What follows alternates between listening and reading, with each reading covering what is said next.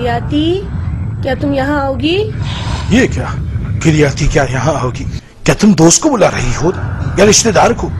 وہ صرف ایک نوکرانی ہے، تمہیں اس کے ساتھ سختی کرنی چاہیے، تمہیں اس سے غصہ کرنا چاہیے ورنہ وہ بگڑ جائے گی۔ کریاتی کریاتی تم ابھی بھی اسے بگاڑ رہی ہو، اس لیے وہ اب تک تمہیں نظر انداز کر رہی ہے۔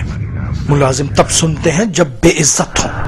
کریاتی کریاتی یہاں آؤ جلدی بے وقوف۔ جی مالکن جی،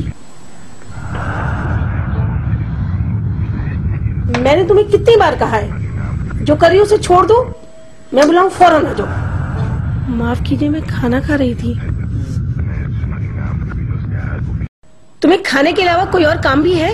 اپنے آپ کو مالکن مت سمجھو، میں تمہیں اپنے گھر صرف کھلانے کے لیے نہیں لائی ہوں۔ اس مہینے کوئی تنخواہ نہیں ملے گی، سمجھی؟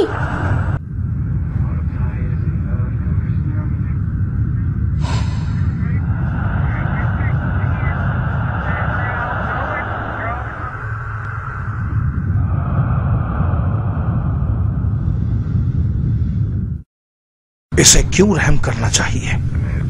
خدا کے رحم کا انتظار کیوں کیا جائے؟